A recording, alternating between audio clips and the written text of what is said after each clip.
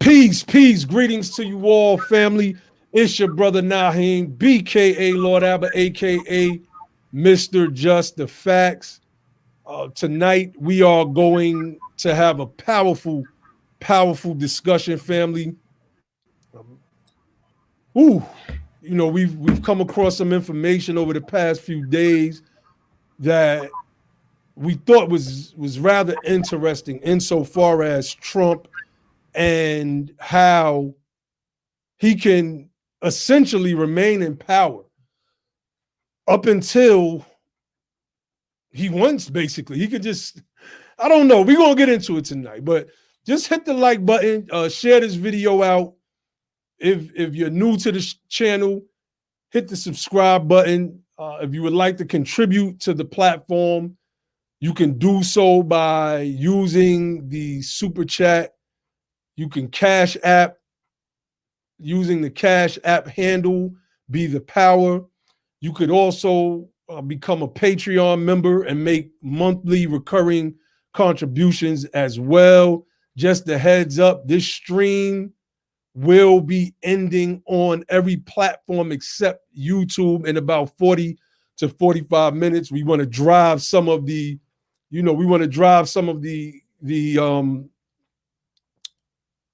audience to our YouTube platform. We essentially might stop streaming on those other platforms. I don't really see the need to stream on Twitter, for instance. So, but I want to start here. We're going to start this. We're going to start this here. Let's go here. Oh, wait. Matter of fact, shout out to everybody that's in the building, man. Shout out to all of the mods that's in the building. Shout out to all the fam that's tuning in. We're gonna get into this thing. I want to start with Hubert Harrison, and I know that may be a weird place to start from, but Hubert Harrison I think that he's one of the greatest political minds of the 20th century. He, to me, was a democratic socialist par excellence. He was the best. Matter of fact, he's an example that today's so-called Justice Democrats need to go back and pattern their politics after, so they could understand how to separate race from class. And do it the way that this man did it. So Hubert Harrison was an immigrant from St. Croix. He was pretty much the premier mentor to Marcus Garvey. I know people speak about Deuce Muhammad Ali, as being Garvey's mentor. That's because they don't know about Hubert Harrison. But Hubert Harrison was that guy. He was that guy. Point blank, period. He was so powerful that he was described by A. Philip Randolph as the father of Harlem radicalism. J.A. Rogers called him the foremost Afro-American intellect of their time. John G. Jackson, those of us who are familiar with him and his works of the Atheist Society, described him as the Black Socrates. Although he was not a descendant of our people, those freedmen, the formerly enslaved here in America, his accomplishments should be viewed keenly because he knew how to separate and yet balance that struggle between race and class without necessarily blurring the lines. There's a quote of his that I want to bring up. I'll see you in the chat, Cynthia, talk about Hubert Harrison was an atheist too. Trying to big up y'all atheist clique. Yeah, he was from St. Croix. Powerful brother. He was the one that really introduces Marcus Garvey to the United States. A lot of people don't know that, but he's the one who introduces the man, at least for those of us who come out of the Moorish movement. It was Hubert Harrison. It wasn't Deuce Ali. We're putting the emphasis on the wrong people. Anyway, I want to pull up something. I'm gonna bring my bros in, but I want to frame tonight's discussion. Brother Ali, can you see that? Yeah, I can see it. Looks What I good. have up on the screen? Yeah. Yeah, it looks fine. Because I'm not sure, because I can't see it right now. But and I can't hear you if you spoke. But it shows Yeah. that the screen is being shared. This is Hubert Harrison, and this is a quote of his. He said, "Politically, the Negro is the touchstone of the modern democratic idea. The presence of the Negro puts our democracy to the test and reveals the falsity of it. True democracy and equality implies a revolution, startling to even think of."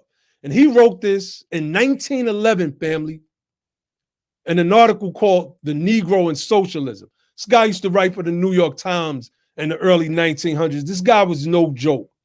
He was no joke. One day I'm going to get into his story because I respect him as one of our freedom fighters. Although he's not a descendant of the institution of American slavery, he is one of our freedom fighters, and he went all out for our people, and I definitely respect him. But I wanted to touch on the part where he says that the Negro is the touchstone of the modern democratic idea. The presence of the Negro puts our democracy to the test and reveals the falsity of it. That bottom picture shows an actual touchstone. One of the things that you do with a touchstone is you test or assay, you analyze the grade of particular metals, precious metals, and it's usually used to see if gold is real. And not if the gold is just real, but the quality of the gold. Is it 10 carat, 14 carat, 18 carat, 22 carat, or 24 carat? So by using this particular analogy, what Hubert Harrison is saying is that we are the litmus test by which American democracy thrives. But he says that let me repeat, politically, the Negro is the touchstone of the modern democratic idea. The presence of the Negro puts our democracy to the test and reveals the falsity of it. True democracy and equality implies a revolution, startling to think of. All right, I want to come up out of that because I want people to know that, oh, that's why my brother Ali wasn't knowing. I want to get into some of this before I bring my bro on. I'm waiting for my other brothers to come on as well. But we played a video a few weeks ago where we showed that the Electoral College is rooted in racism. And anybody that's in the know in this particular circle, we already know these things pretty much. You know, we know these things. It's those people that are outside who may be first-time viewers, it is they who need to know these things, right? And the guy called it the slave power. He called the Electoral College basically a remnant of the slave power, or what was earlier called the slaveocracy. Just about every abuse of government has / is been / is being done is almost exclusively by the right-wing fascists in this nation. From rampant African-American voter suppression by these same right-wingers in these southern states, or what's called red states, to what we see with what Trump is attempting to do to remain in office, is derived from this slave power, this slaveocracy. Those of us who descend from the freedmen in this country, America's descendants of slavery, are living through protracted, failed Reconstruction.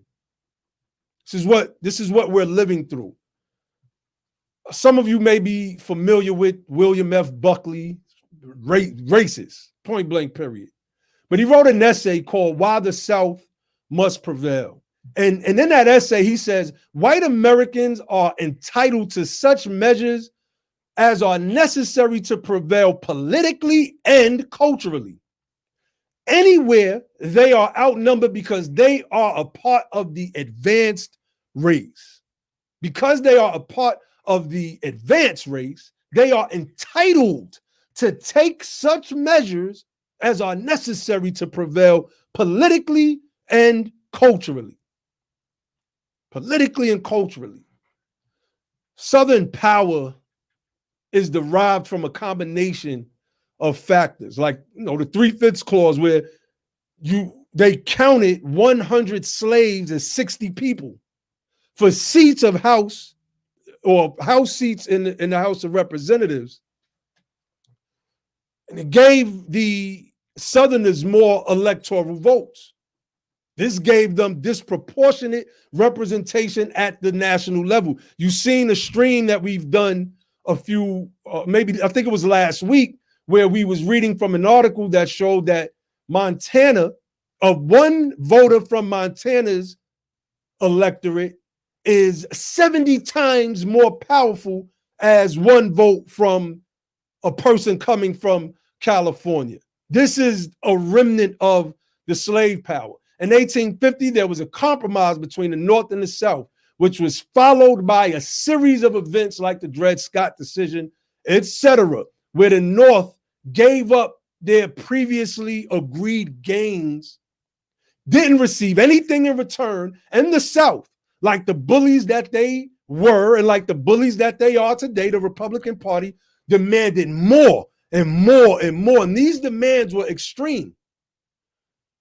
A lot of these Northerners, they really didn't care about us, but they concluded that slavery was not worth preserving if it meant a dissolution of the Union. And so we started to see different institutions started to be formed, like the anti-Nebraska movement and what essentially becomes the liberal left wing of American politics and an organized Republican Party, which gives us our Democratic Party today. Now, I frame all of this for tonight's discussion because this thing is about us, family.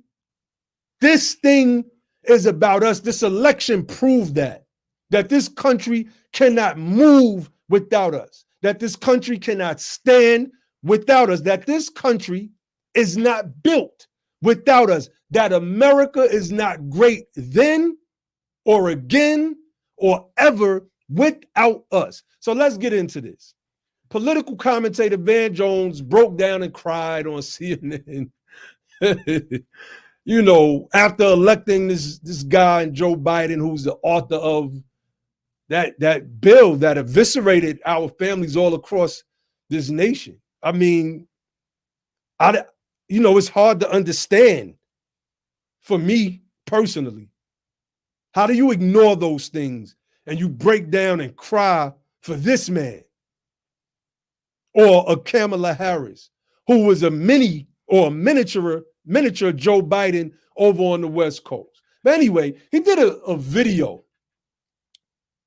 that was presented on the media platform TED Talks, where he was speaking about the ways in which Donald Trump could become and remain president of the United States of America. I thought this was interesting. In that, we found another video.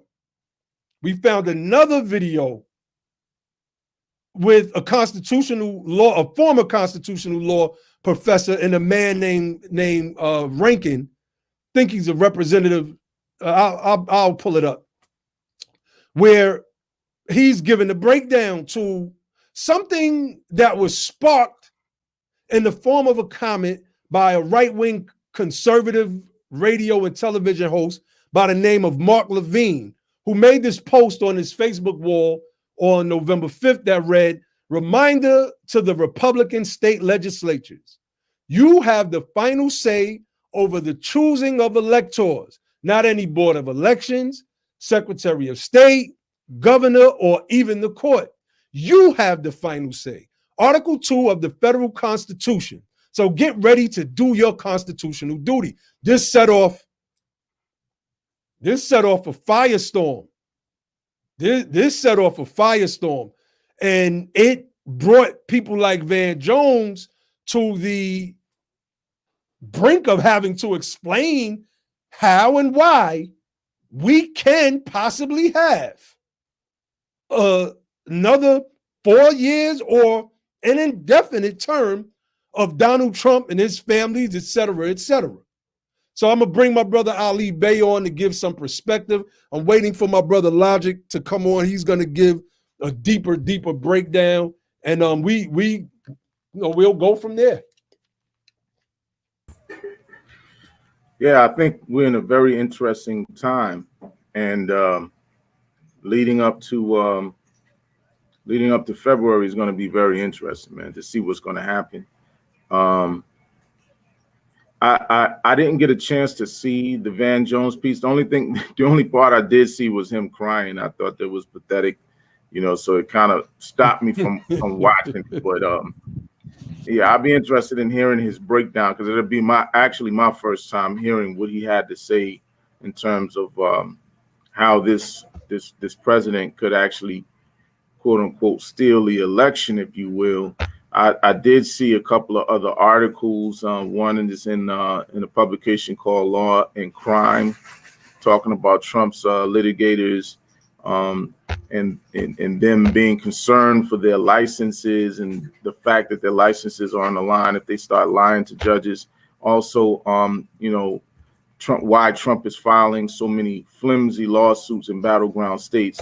But I think, again, it would be interesting to hear what Van Jones had to say, as well as the constitutional law professor, in terms of what they bring to light about how this president can actually steal this election. If I say steal this election, because the people, in terms of the numbers of votes, the people have spoken, right? They voted for who they wanted to vote for, and he's lost the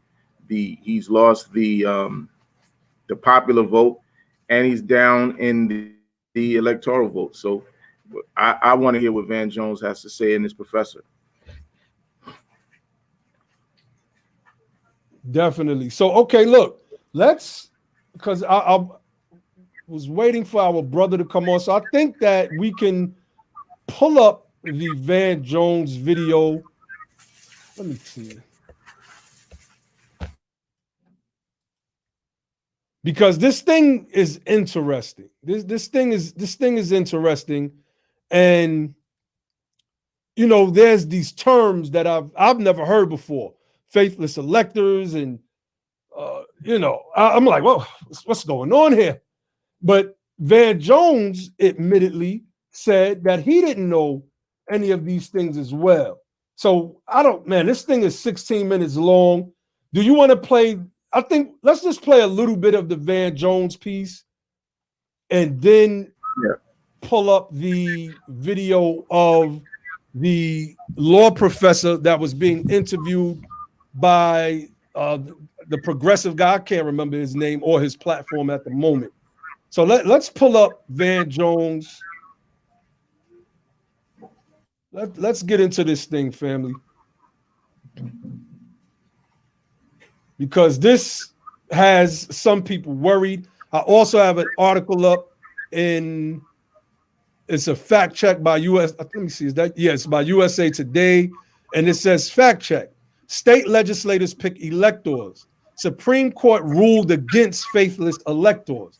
So we're gonna run through some of that as well. Okay, so let me see. Let's get into this.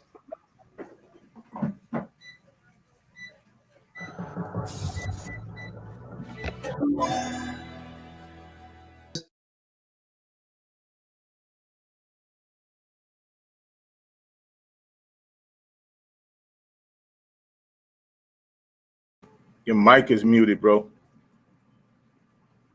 My bad. Let's stop right there. I mean, there's so much to unpack.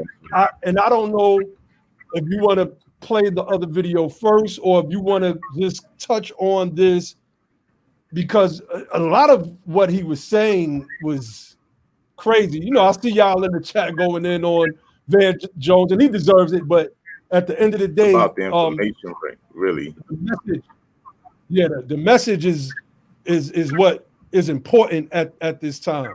Yeah. You know, so, brother Ali, did you have anything you wanted to speak to in that regard? Well, what I would say is this, man. I mean, to me, it kind of makes me think about why. It makes me think about an article that a sister pulled up on Facebook earlier today, and it had to do with the fact that there was more things and, you know, more to this election, a lot more to this election than just the presidency. And actually the people really didn't come out the way that they should have in terms of ensuring that the party that they're aligned with are able to position themselves properly for the benefit of the people, for the benefit of democracy. And what I have to say about this whole thing is that really this thing shows the fragility of this nation. It shows the fragility of this and the vulnerability of the democratic process, you know, in terms of, look, the way this government is established is you have representatives, the people, and the people grant their sovereignty to the government by way of the democratic process. If you're going to undermine that process, then what is the point? How does the social compact mean anything at that point? If they can just override the will of the people, because you got to understand the vote, like when they talk about a sacred ballot, or when they talk about voting your conscience, you're talking about the people actually expressing their will, their conscience, by way of the democratic process through the ballots. If you're going to completely undermine that, what do you have? You're moving towards a tyrannical situation. At that point, understand that there is such a thing as what's called the right of rebellion. You have to be really careful. The Declaration of Independence talks about or enshrines this particular right, the right of rebellion. Look that up. So we're going to move towards tyranny, towards the point where democracy means nothing. It has no place in this society, man. It's like we said in the other show. Be careful, be mindful that we're possibly moving towards a civil war. Half of the country voted one way, half of the country voted another way. And if Trump is able to undermine the democratic process, you're going to have half of the country who's going to be with him on that. Half of the country is going to be angry about it because their will in terms of how they express themselves through the ballot has been completely undermined. The process has been undermined. So like people always say, trust the process. How do you trust the process when it can so easily be taken for granted and just discarded the way that it looks like he may try to do? And if he's successful, man, hey, that's gonna be a hell of a situation to have to witness in this country. Again, the show we did before about preparing, be prepared, because we don't know where this thing is going. Be prepared. Oh yeah, I mean, you know, looking at Van Jones's breakdown of of this situation, you know, I'm looking in the chat. You know, I'm seeing some people saying that this is Sister Lily, for instance, says this is absolutely in keep with our democratic republic. But I don't know if you all caught the beginning of tonight's live stream, but I was breaking down how what we are witnessing is the result of the slave power the slaveocracy in the United States of America. And it's centered around us. These provisions that we find, although they may have constitutional elements to them, are things that have been manipulated via the states' rights that is enshrined in the Constitution via the 10th Amendment. Exactly. So, and I would say this to Dr. Lely's point. That's exactly what Van Jones was expressing, is that, yeah, these things are in keep with the constitutionality, but what I'm saying is this: Justice Taney argued the same kind of thing, that it was in keep with the Democratic Republic, to keep in the Republic period, to keep Black people in a certain place, right? He argued the same thing from the bench of the Supreme Court. But my thing is, that was actually contrary to the principles embedded in the Declaration of Independence. And so in a democracy, if put it like this, there's a term called the sovereign people. Look up the term sovereign people. Sovereignty is conferred on the government of this nation by way of the sovereign people through the democratic process. This is all based on social compact. If you're going to undermine the social compact, the words just saying that we have a democratic democracy doesn't mean anything. You can say that all day, right? And you can say, well, the Constitution doesn't say X, Y, and Z, but the Constitution didn't specifically say how citizenship was acquired. That had to be, that had to be, framed out properly. But at the end of the day, citizenship was something that was acquired before the 14th Amendment in a specific kind of way. So again, the people are dealing with common practices and common customs. This is what Van Jones was speaking to. Same thing was with citizenship before the 14th Amendment. It was common practice and common custom that a natural born citizen born on the soil based on the principles of jus soli, jus sanguinis was a citizen of the United States until 1856 or whatever it was, when Taney messed up that particular understanding. At the same time, this is what Van Jones is saying in terms of the acceptance speech. He's saying it's basically common custom, common practice within what we're calling a democratic republic. But what they're doing is they're exposing the vulnerability and the fragility of what this is by showing that, like he said, loopholes, because there's certain things that are actually not covered. And in the court system, the way they will cover that is through what they call common law or case law, because sometimes the statute may be vague in a certain space. And so where the statute is vague, then they look to court decisions, judge-made laws, they call them, or common law, case law, to try to close up that gap. And so that's what I feel we're looking at this point, is a situation where Trump has exposed a lot of vulnerability in this country. What would you say, brother? No, I mean, that is absolutely correct. And, I go back to what I said earlier, and I want to pull up Dr. Lely's comment.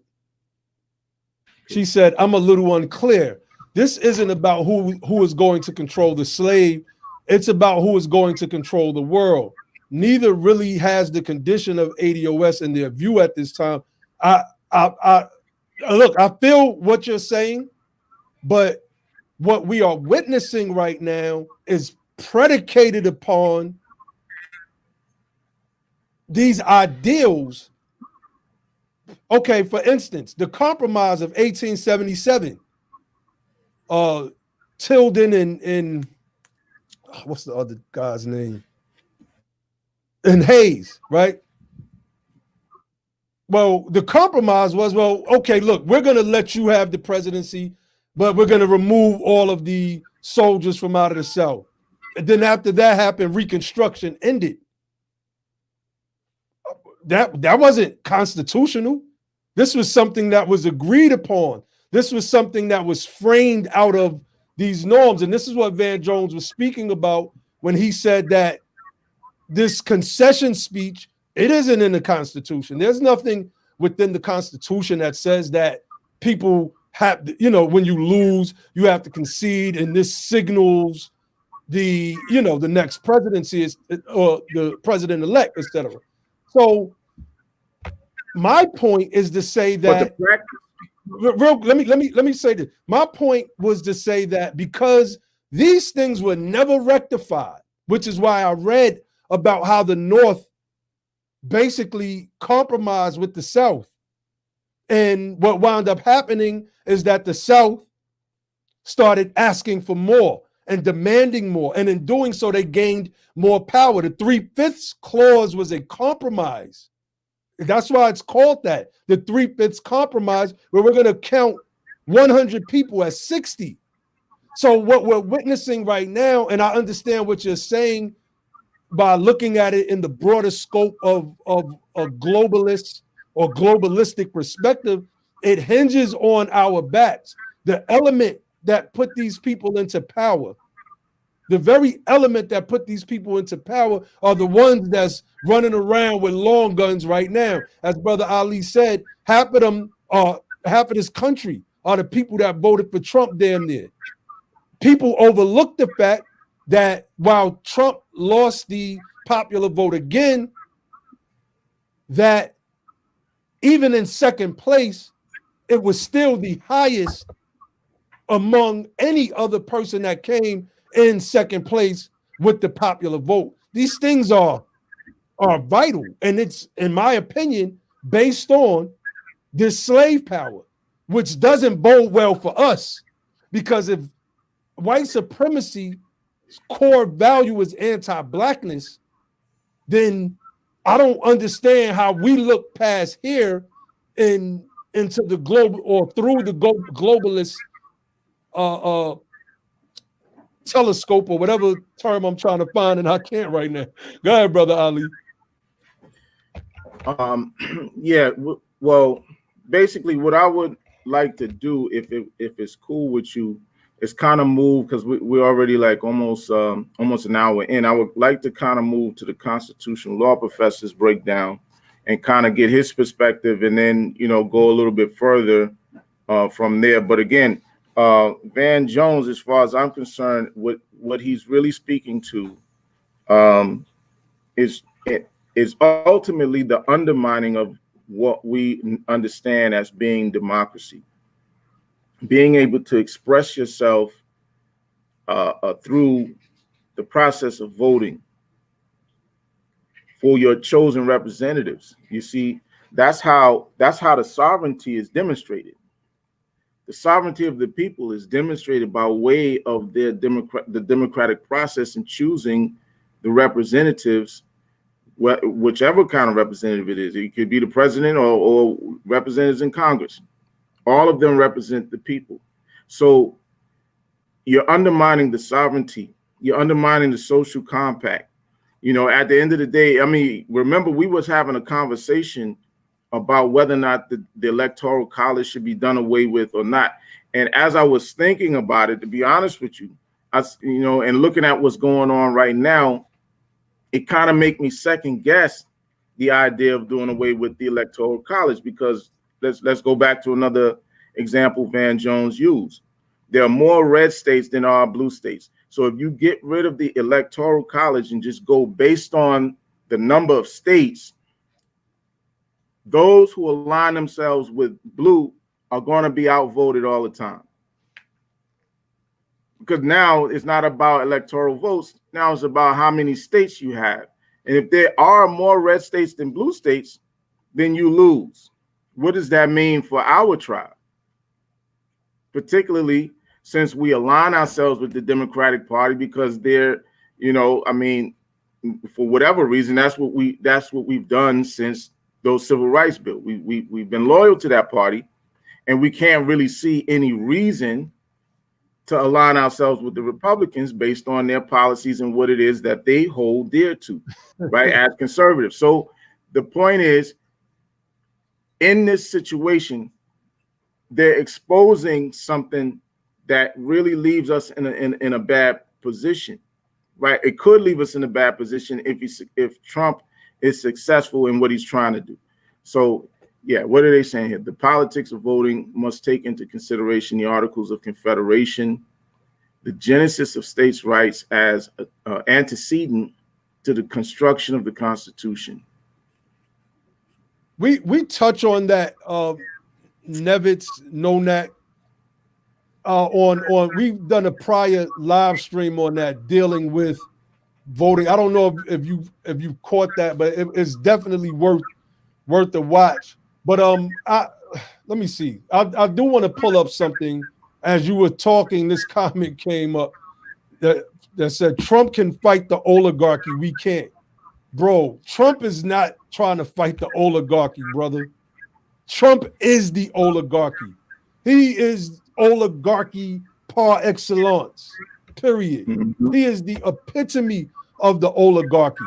He helped the people. He was the one, after they passed the tax break, went into a room full of rich millionaires and said, I've just made all of you a lot more richer, according to the reporting on the story. Like, I mean, right. I don't know how we can think that Trump is somebody that's going to fight the oligarchy. That is just, that's crazy to me.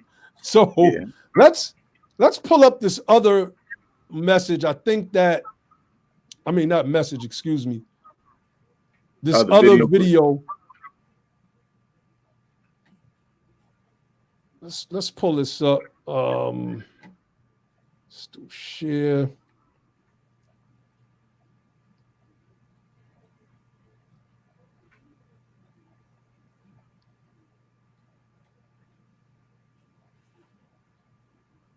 To speak to as a constitutional law professor, a former constitutional law professor, because there are a lot of questions now that Joe Biden has won his race. What levers Donald Trump has at his disposal? Because if there's one thing we know about the guy, it's that he's not into losing or humility. So the first question I think is the scariest, and that is, can you speak about this idea of faithless electors and whether electors can disregard the will of a state's voters? Well, a faithless elector is one who votes outside of the instruction of the person they're pledged to vote for.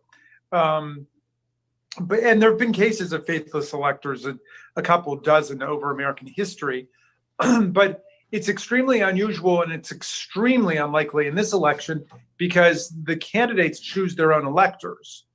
In other words, in Maryland, the Democratic slate of electors has been chosen by the Democratic Party. It's been vetted by the Biden campaign, and the same has taken place with the Republicans and the Trump campaign. So that's not a worry anybody should have. So is it basically that there is a slate of Democratic electors and a slate of Republican electors, and once the state's citizens have cast their votes, only those people from the party that they've cast their votes for is able to actually choose the person that they're selecting as president?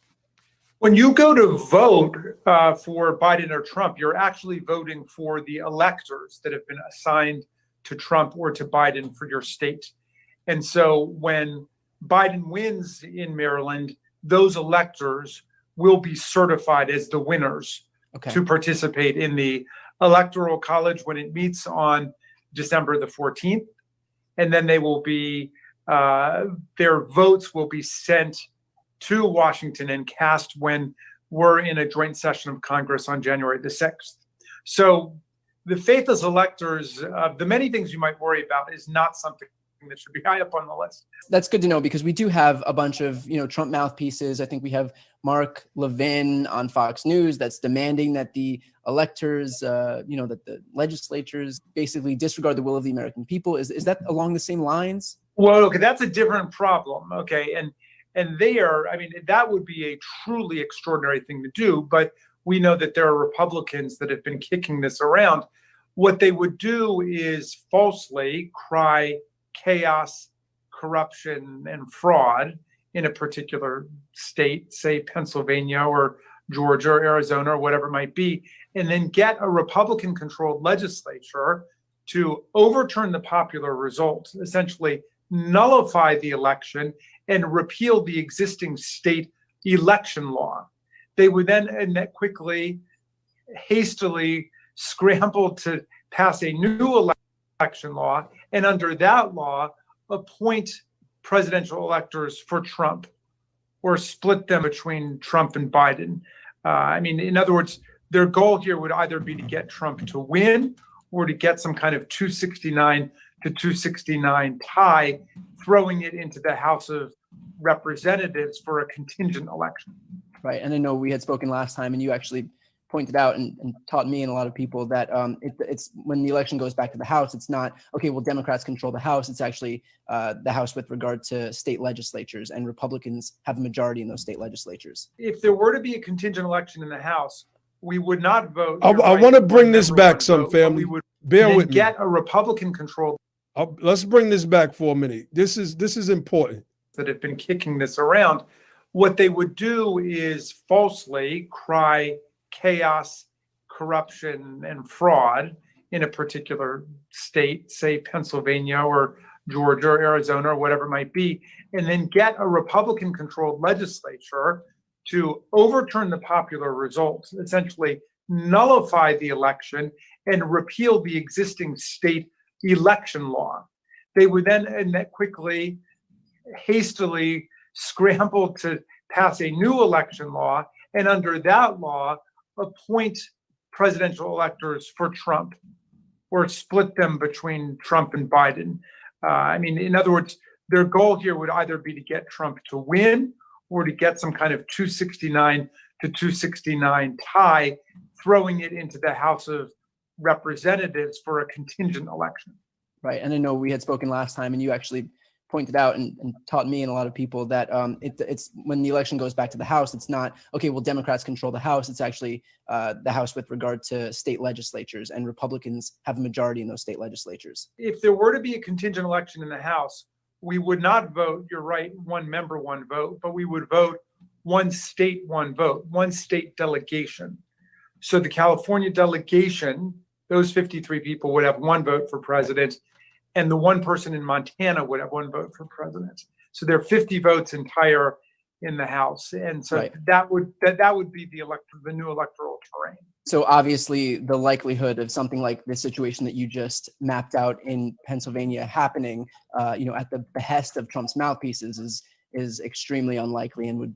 Well, Pennsylvania, it's pretty much gone away because yesterday the Republican majority leader of the state Senate issued a statement saying that there would be no attempt to repeal the existing election law and to overturn the popular result in Pennsylvania. And he wrote an op-ed to that effect as well. So I think Pennsylvania is not promising for them. Right.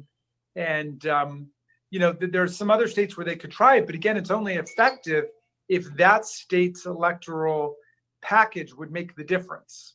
So they could do it in Arizona, but if we've won in Pennsylvania and Georgia, it would be irrelevant to the ultimate count. Yeah. And then, by the way, the fact that we even have to talk about this is just a testament to how far the Republican Party under Trump has fallen, especially with regard to, how these constitutionalists value our democracy. All right, let's stop. Let's stop it right there. Look, they just laid out the case along with Van Jones's breakdown as well of how, because let me start here because I'm looking in the chat. I see you, Dr. Lely. I see what you're saying. Let me pull her comment up as well. Thanks for the contribution. She said, this is an important conversation, but so far, I think you are not seeing the forest for the corporate news media trees. Look, for me, I think about the welfare of our people first and foremost. They just found, 14 years old? I don't want to say his name wrong, but I think it's Kawan or something to that effect. And modern day Emmett Till style, right? Modern day Emmett Till. Our men are not only the victims of police killings, but extrajudicial killings by private citizens. Trump, again, I repeat this on this particular platform, when Jeff Sessions appointed Trump, Jeff Sessions said, I am not coming in here to police the police. Trump is not disavowing the killing of our unarmed people by these blatant white supremacists. Kawan Charles, thanks, Brian Smith. In many ways, they're emboldening these people by saying, well, the cops have a dangerous, like, I don't think you're seeing the forest for the proverbial America descendants of slavery trees, sis. You know, we have our little battles on here, so we gotta shoot back, but it's good banter either way. We see what's going on, and it doesn't bode well for us if Bill Barr can say, I don't believe that there's racism in the United States of America. I believe that at one point we had racism, but now it's over. It's done with. There's no more. This stuff is non-existent, basically. Yeah, there was some racism in precincts and police agencies at one point in time, but do I believe that that's the issue now? No. This then incentivizes them to not have to do anything about racism. What was, during the exit polls, the number one thing on, it was either the number one or number two thing on the Democratic side of the question about what is your number one concern. COVID, I believe, was number one, and racial inequality was number two. The things that we have to do. So Trump being whether it's another term or indefinite monarch, because that's what we'll have, a constitutional monarchy, that doesn't bode well for us. I'm looking at this thing from a different perspective. What say you, Brother Ali? Yeah, I see the point that you're making, and I get what Dr. Lely's. I understand what she's getting at, but I do think that, you know, you have a point as well, and I think if we listen to what the constitutional law professor was saying, I didn't catch his name, but if we listen to what he was saying, apparently what he's talking about, he's saying that there's two different situations. The first thing was about chosen electors, right? That's a different situation than what some of the Republicans are trying to bring up at this point, which is that they're trying to allege some kind of fraud or cheating transpired during the process of voting or counting of the votes. And so from I was just reading an article, let's see, it's an article in this publication called Law and Crime, which is a Dan Abrams production. The article is called "Lawyers Litigating for Trump Suddenly Remember Their Licenses Are on the Line If They Lie to a Judge." So part of the problem, and if you look at some of the transcripts from the actual one of the hearings that was had, I think in Pennsylvania already, in front of the Court of Common Pleas, Judge Haas, I think his name is Hass. What he's doing is he's putting them in the position to have to come clean about what it is they're trying to allege. Are you alleging fraud? And if you, as an attorney, are going to allege fraud, understand that your law license is on the line. If you're coming into the court lying for somebody who you know is not telling the truth, or filing frivolous claims, attorneys get sanctioned for filing frivolous claims knowingly, like, you know. So that's what we're talking about. And so, to the constitutional law professor's point, I don't think it's likely either to go but so far from that perspective, because again, he has to find attorneys who are willing to risk the loss of their licenses to push those kinds of claims through. And I want to read some of the actual transcripts from this thing is it's real funny. Let me just go to it real quick. Right, so people were tweeting this stuff. Different attorneys and so forth were tweeting some of the transcripts from the docket. So let me just share a little bit of this with you so you can see what we're looking at. Hold on.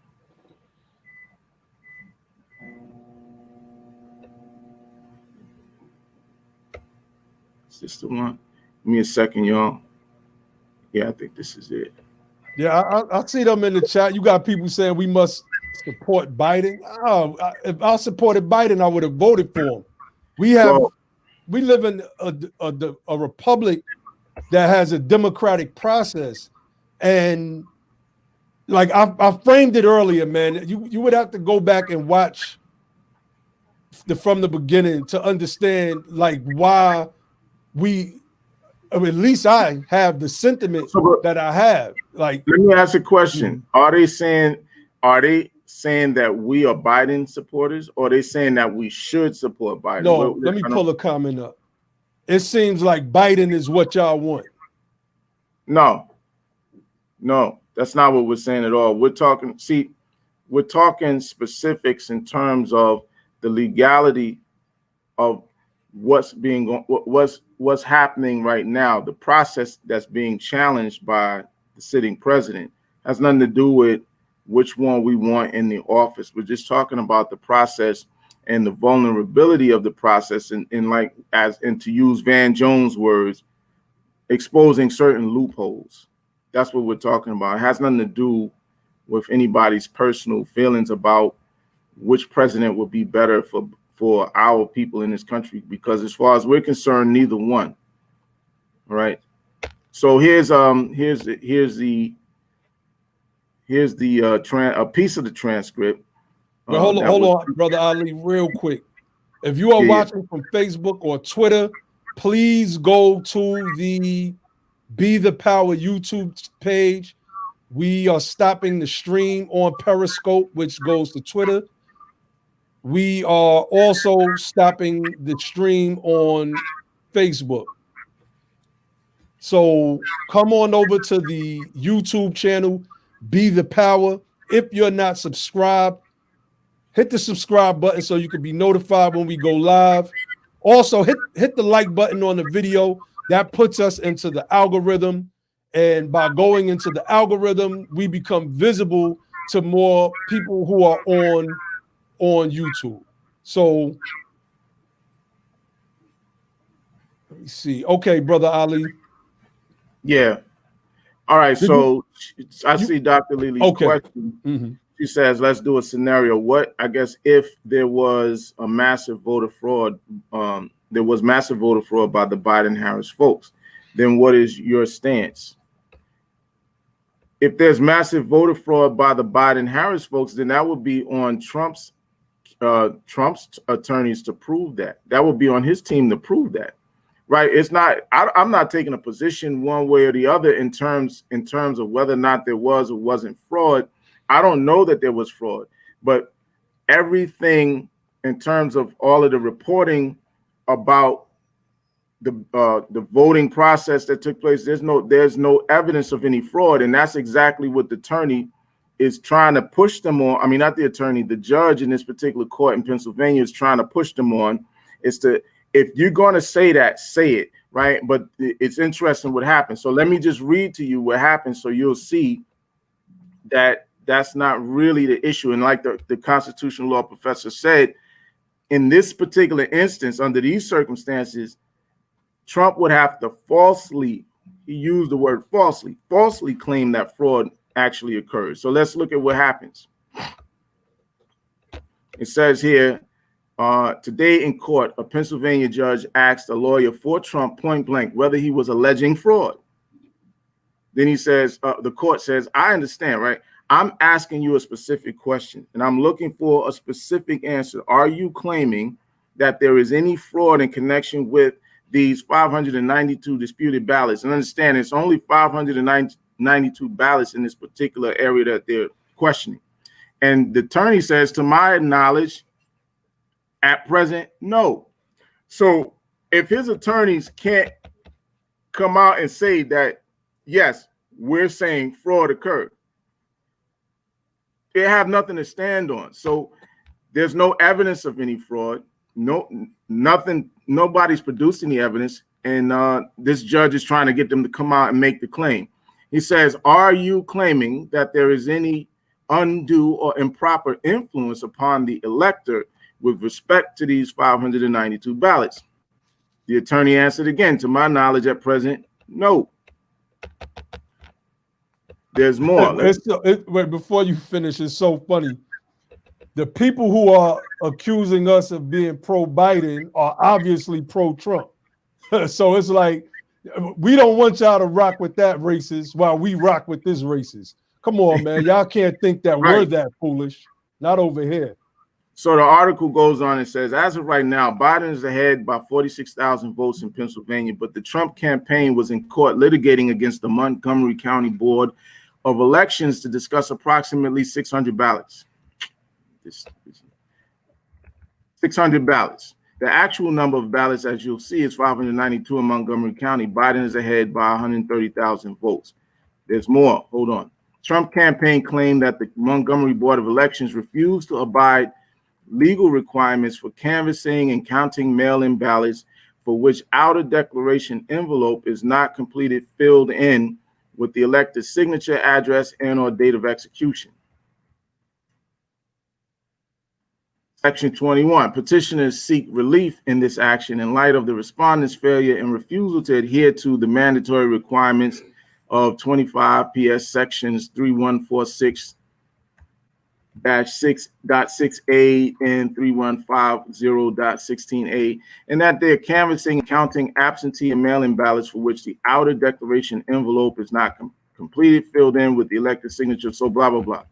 On Tuesday, Judge Haas promptly put Trump campaign attorney Jonathan Goldstein on the spot.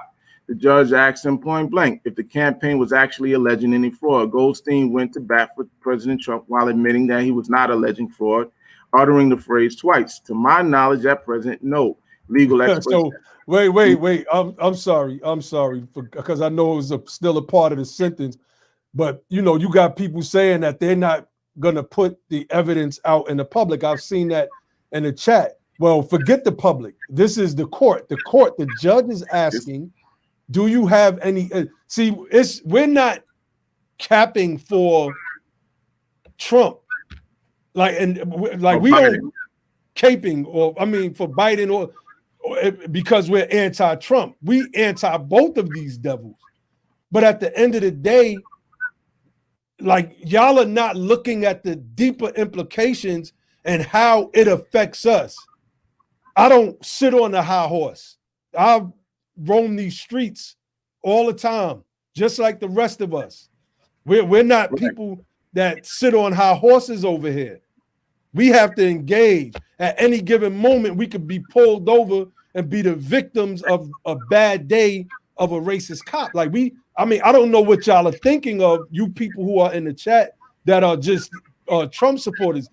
I don't know what a Biden administration would do in that regard, but we've seen what Trump administration has done, because y'all are talking about everything else except what this man has done to quell this uptick in racist, extrajudicial killings of our people. Y'all are bugging. Y'all talking about votes and some machines, and I don't know what y'all talking about. That's really irrelevant.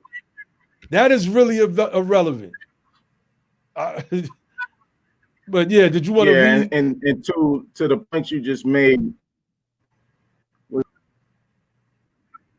Yeah, just to the point you made.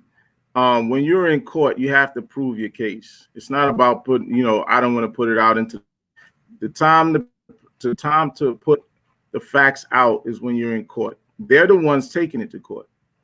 You can't go to court and then don't want to speak. Like, I'm going to sue, but I don't want to speak. I'm going to sue, but I don't want to prove my position. That's stupid. It's retarded, right? It's a retarded way of thinking. So Carissa Byrne has tweeted this: when push comes to shove, most lawyers are unwilling to risk sanctions or bar discipline to prop up their clients' frivolous claims.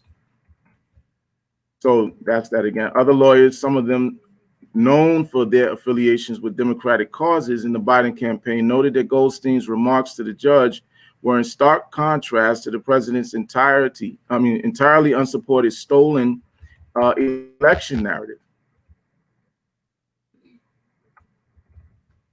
Here was the exchange in which Goldstein, without proof of fraud, asked that the ballots in question be thrown out for reasons of material technicality. The attorney noted that accusing people of fraud is a pretty big step, and it was a step that he did not take. The court, in your petition, which is right before me, and I read it several times, you don't claim that any electors or the board of the county were guilty of fraud, correct? That's correct, Mr. Goldstein. Your Honor, accusing people of fraud is a pretty big step, and it is rare that I call somebody a liar. And I'm not calling the board of the DNC or anybody else involved in this a liar. Everybody is coming to this with good faith. The DNC is coming with good faith. We're all just trying to get an election done. We think these were a mistake, but we think they are a fatal mistake, and these ballots ought not be counted. So the court says, I understand. I'm asking you a specific question, and I'm looking for a specific answer. Are you claiming that there is any fraud in connection with these 592 disputed ballots? To my knowledge at present, no. So this goes back into the part that they were tweeting. And then the court says, does it make a difference whether a claim of irregularity or technical non-compliance with the election code is made with or without any accompanying claim of fraud or improper influence? Mr. Goldstein said it does not. I mean, the claim the technical defects are immaterial, which is in some sense, some of the thrust of what the DNC argued is really to misperceive what is going on in the election code. The election code is technical, y'all. The requirements are all technical, and some of them sit in that code for reasons that are a mystery for all of us. I mean, I sort of recounted for you my view of why the elector signing in his own hand is material. The DNC have their reasons for why they think it is material or immaterial. The fact of the matter is, it is in the code. The code is itself technical. Those technicalities are part and parcel of the law and a violation of the results in a ballot that can't be counted. Trump campaign lawyer also declined to call Democrats and election officials in Pennsylvania liars. He said that everyone was acting with good faith. The judge followed up by questioning Raymond McGarry, an attorney for the Montgomery Board of Elections. The judge noted that the ballots in question have been segregated from ballots that have been counted. This is what the court says to him.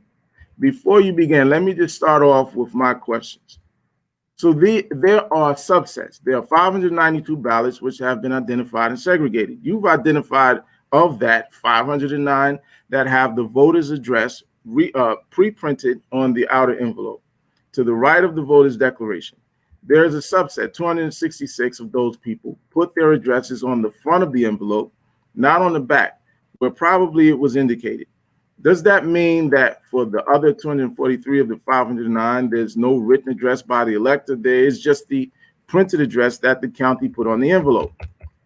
Mr. McCrary says, Your Honor, for that number that you just said, the answer to your question is that in addition to having the printed address, there also is the barcode, Your Honor, and the barcode scans to the Sure system with a specific identification of the voter involved, which would include their address. But in terms of handwriting, the address on it. So the reason I wanted to read all of this, right, I kind of wanted to read it because I wanted people to see how frivolous this stuff actually is and the number of votes that they're actually talking about.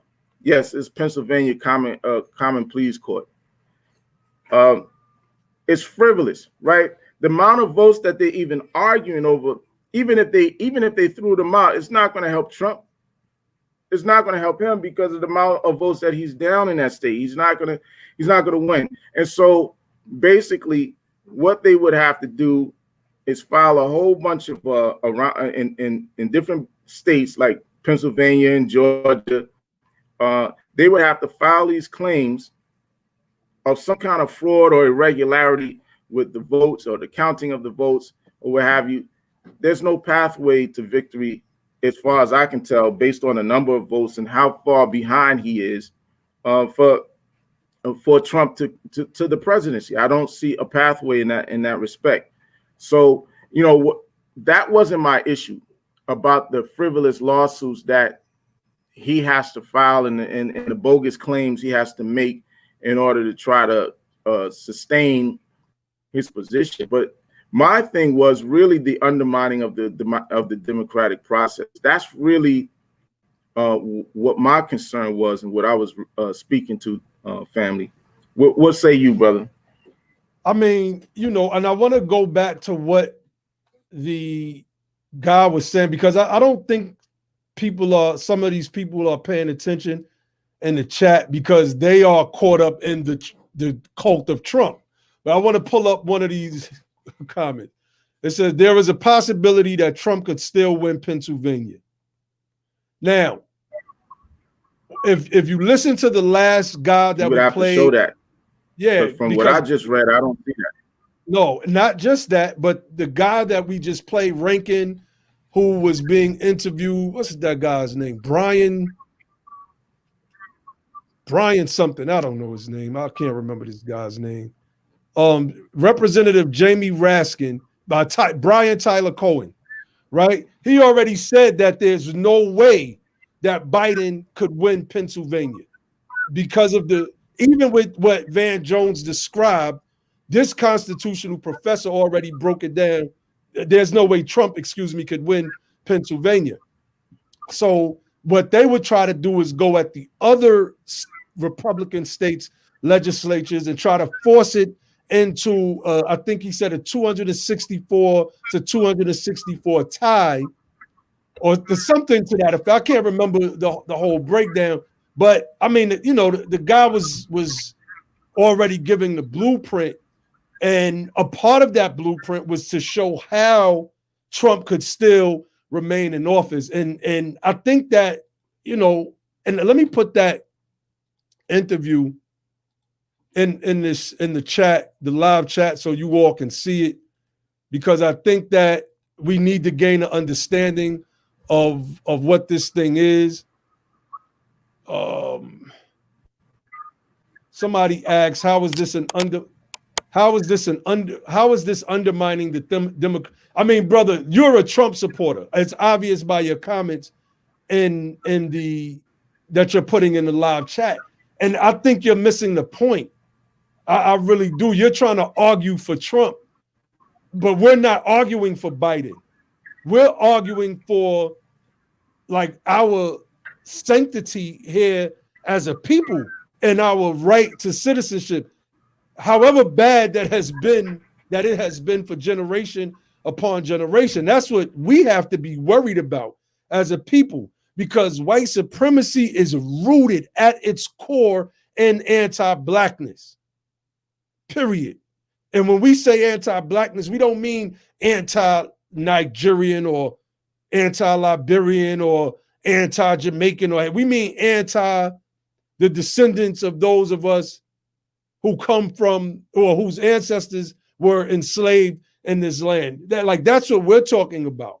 So I don't know why some of you are trying to make these other arguments. They're irrelevant.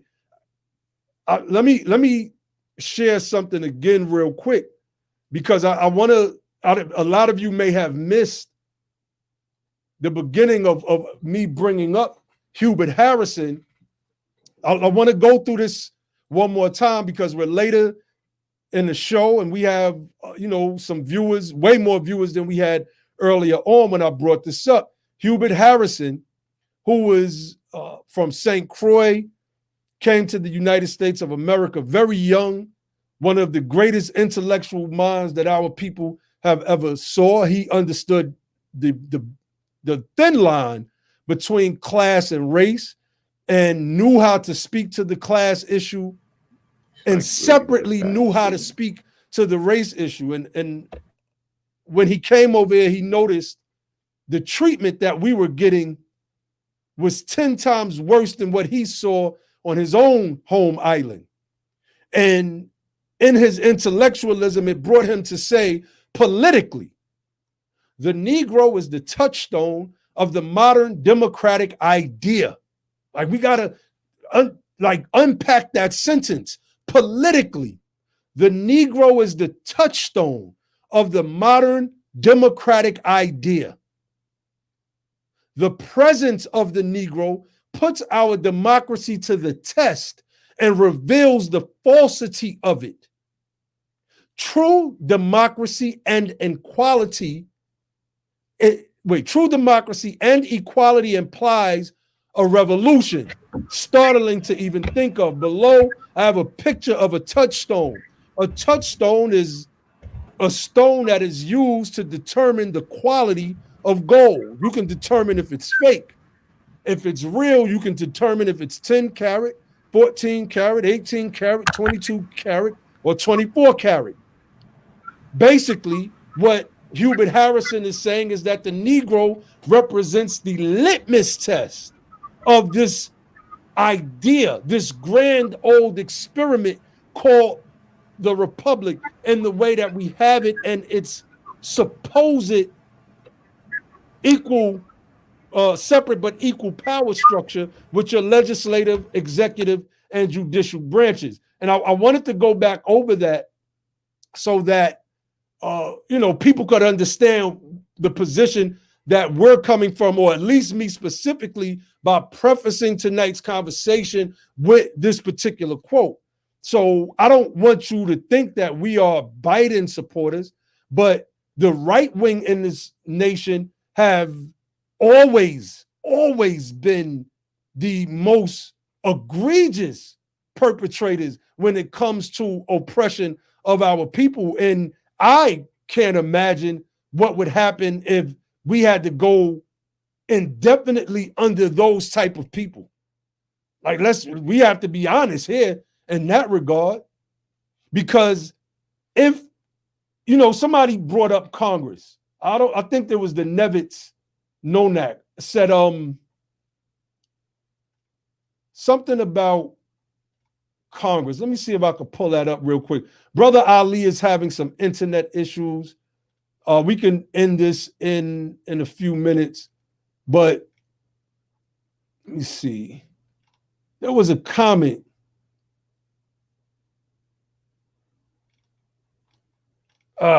It's probably too far up.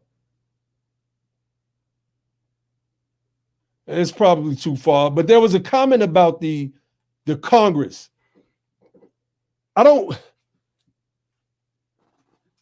We got to pay attention to what's going on, right? We have a dictator, a wannabe dictator in the White House. When Congress subpoenaed the officials in Trump's administration, Trump said, ignore the subpoenas. Fox News, there were pundits that got on Fox, ignore the subpoenas. Under any other circumstance, these people would have had a bunch of legal issues. Think Mitch McConnell is in control of the House. Trump has appointed white supremacists to the bench, not in just the Supreme Court, but all over the United States of America. The Democrats have control over the House. I don't think we have control over anything, to be honest with you. When we look at the fact that the House were the ones issuing these subpoenas and they were being ignored, and the top guy, the president, is saying ignore these subpoenas, we have to understand that we are moving towards basically a constitutional monarchy, and maybe even beyond that. Like, that means something. We have to stop thinking party and stop looking at these individuals as saviors, because that's what I'm seeing in some of you Trump supporters that are in the chat. And then they can turn around and make a comment like this: well, neither Trump or Biden puts us in a good place. Well, that might be true, but you can't in one breath try to support the man in Trump and then in the second breath say neither Trump nor Biden puts us in a good place. That's semi-hypocritical. Not semi, that is hypocritical.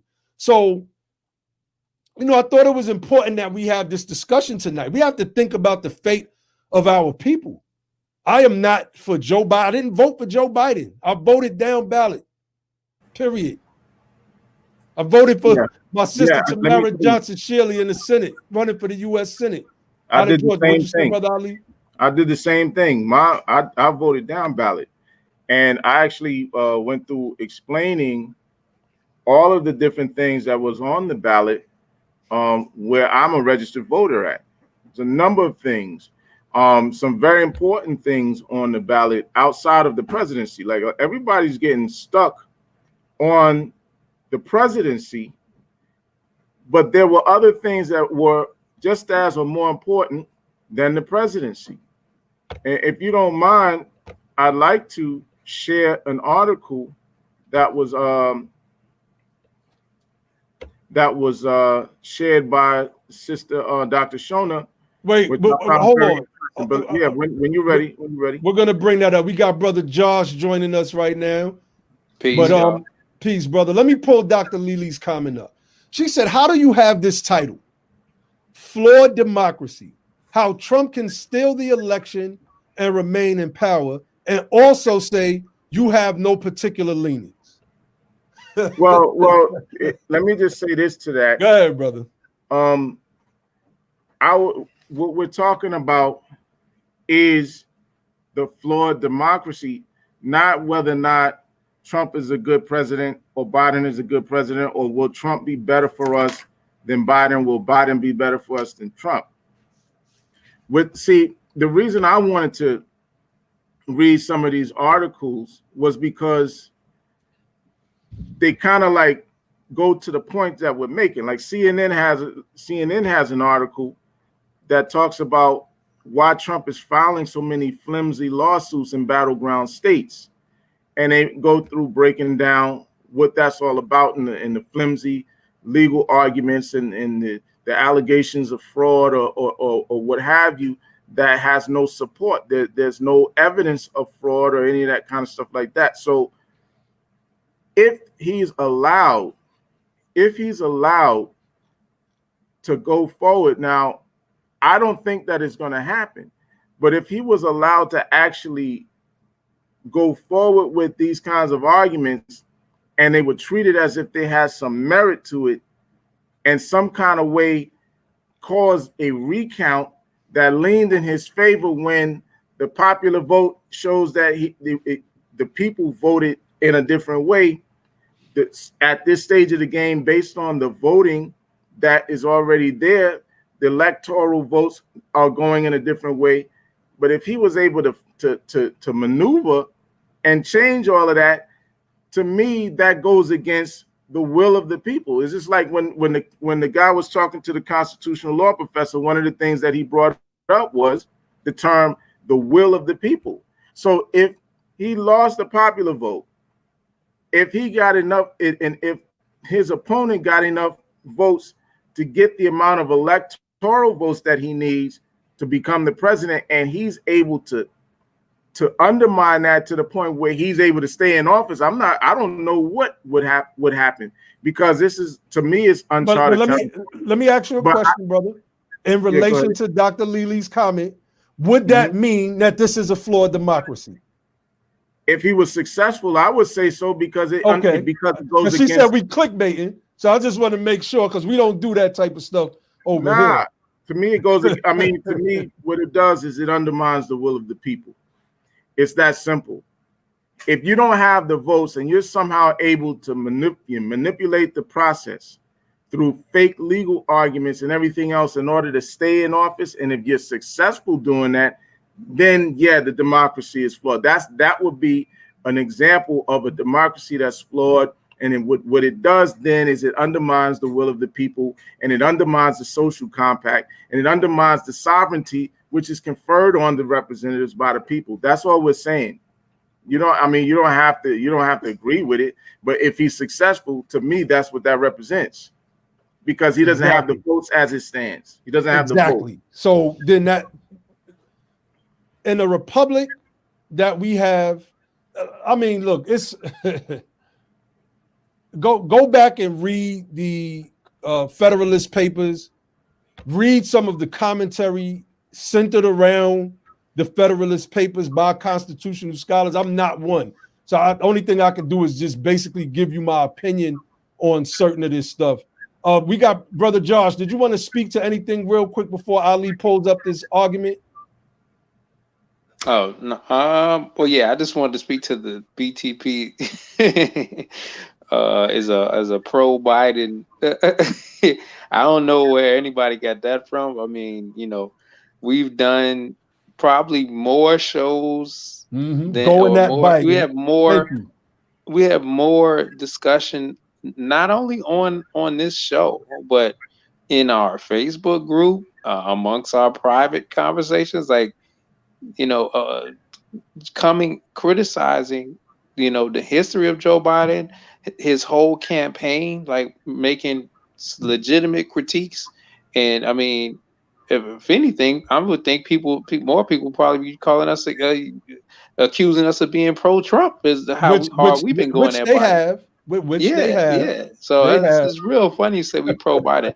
To me, it's like, look, I guess you're pro anything somebody else is against. Right. We had to stop being so binary, man. Yeah. We have to stop being, it ain't gonna be one. If you saying anything bad against this one, then you're for that one. No, I mean, at the end of right now, the elections is really done, you know, and moving forward, like I know we're having a program talking about how Trump is trying to invalidate, making it. I'm see losing that? faith. Okay. Look, all right. let me say this, Judge. I want to speak to this.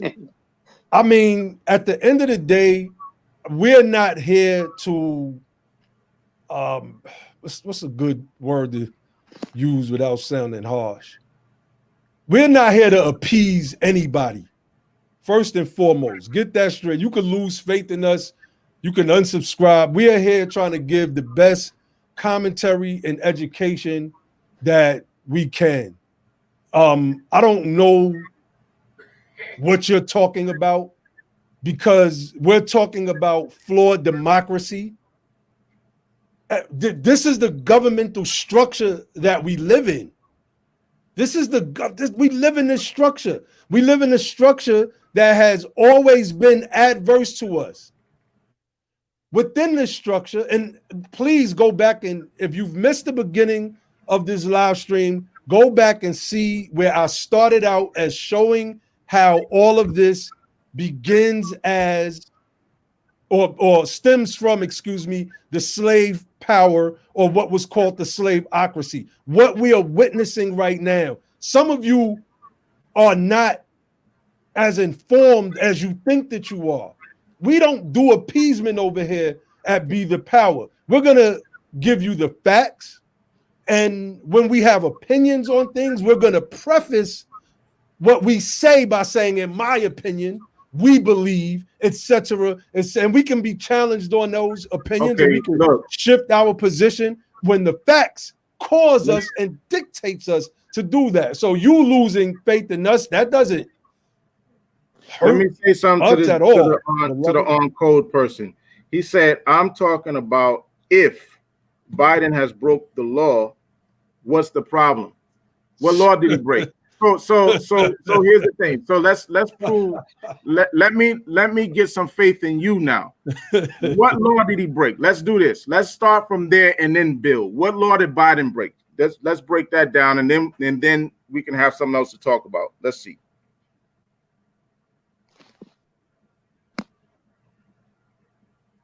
Come on, Okay. on code. I want on code to tell us what law Biden broke, so we can build on that. 3, 2, 1. Oh, okay. Oh, we need to find out in the court. Okay, right on time. All right. Well, so we don't have one that he broke that See, we know about. he's presenting like this, like what if? I think like, that doesn't mean anything. We're talking about the fact that Trump is already filing claims in court that have to be addressed, right? I just read to you from an article that published some transcripts from the court where the judge is asking attorneys certain questions about the claims or the positions that they're trying to take. Actual stuff that's going on right now. You're talking about, well, if this and that, if that, his attorneys are saying, nah, we think they acted in good faith. Did you not hear that part? We think they acted in good faith. We're not alleging that they're liars. We're not alleging that there was any fraud. We just think that these votes, X, Y, and Z. What are you talking about? Okay, wait, we got a response, because the response is not proofs. The response is just merely another comment. It's only 9 days after the election, brother. Come on, man. What? No. What law? No, listen. What law did he break? That's what I want you to tell me, because I'm reading from the court transcripts that have been tweeted by other attorneys. What law did he break? Let's talk about the law that you think he broke, and then let's go from there. Or allegedly broke. Or allegedly broke, because we're not, again, let's stress this point. We are not Biden supporters at all. We are speaking tonight to the issue of Trump possibly maintaining power indefinitely and what that means for us. We know what a Biden-Kamala Harris presidency is going to do. We broke that down. We broke some of that down on the last episode. So Dr. Lely says the machine could have participated in systemic fraud. Again, did you not hear when we were reading from the judge questioning his attorneys as to the point of whether or not they think there was fraud that was committed? Not to my knowledge. Do you think they acted I think everybody acted in good faith. So what are you guys talking about? Y'all got to explain, like, show me something. So we doing woulda, coulda. Yeah, it's like this woulda, coulda thing. Oh, it could have been that. That doesn't mean anything, man. Like, let's be real. It doesn't mean nothing. That doesn't mean anything. So show me what you're talking about. Where did the election break some laws? Where did Biden break the laws? Show me something. Now we having a fight, right? And I guess this is a good fight because it low-key exposes who's the Trump supporter, in my opinion. So Nevitz Nonak says, conceding the election is not just an admission of loss. It triggers the process that transfers executive power. Biden ain't there yet. Duh. Trump refuses to concede, and he lost. There's a reason. Van Jones, whether you agree with him, disagree with him, crybaby, panderer, whatever you want to say, and all of those things are true. But at the end of the day, truth is truth, because we can't wait real quick, bro. We can't just, if Trump says, well, African Americans, they built this country, right? And then we can run and post all those clips up, but then not show all the other crazy stuff that he has said, or then take a situation like this where this dude is refusing to concede because he's a sore loser. Point blank, period. He's a sore loser. This dude is an ego, maniacal, narcissistic sociopath. And I don't understand how any of us, could support somebody like that unless we harbor those type of mental pathologies as well. So, and this is not to this particular individual that I have up on the screen. I don't know if they're Trump supporters or not, but you can't get to an admission of loss in the form of concession when the sore loser won't concede. He has no path to victory, which is why this whole process about faithless electors and these electors at the state legislative level with these Republican state legislators, which outnumber the Democratic states, is even a topic right now because they're trying to utilize this whole process to keep this man in power, which we're saying, or at least I'm saying, is going to bode bad for us down the line. So let let me just ask Worse this. than what it is. Excuse me. Now let me clear that up, Brother Ali, because it's already bad. Worse than what it is now. Let me be clear. Go ahead, brother. You know what's funny is up until this conversation, people thought I was a Trump supporter just because of the types of arguments that I was making on social media. People were accusing me of being a Trump supporter because I kept bringing up Biden's record, like, you know, the whole thing about the crime bill and you know, and how that affected black families for a couple of generations. You know what I mean? Stuff like that. Just bringing all of that stuff up. Kamala Harris's record as the attorney general in California, prosecutor in San Francisco, what she did out there with our family members out there, how she, you know, just you name it. Ask Biden about reparations. He talks about investing in Latinos. You ask Kamala Harris about reparations. She talks about, I'm not going to do anything for black people. No, you know what I'm saying? All of these things, right? I even brought up the fact that when it came down to Joe Biden's segregationist past, how Kamala Harris during the primary debates actually rubbed his face in it. How Senator Cory Booker rubbed that man's face in his segregationist past in front of national TV on the primary debates. I brought that up, and because I was bringing those kinds of things up, people were accusing me of being a Trump supporter. But now, because we're talking about the process, all we're doing is talking about the process and whether or not this man is raising frivolous claims according to his attorneys. Because my thing is this: if your own attorneys are afraid to take the position of yes, fraud occurred based on evidence that we found, how are you in court not able to take an affirmative position about fraud and what you want, why you want them to recount or discard a certain number of votes in the first place? I don't understand.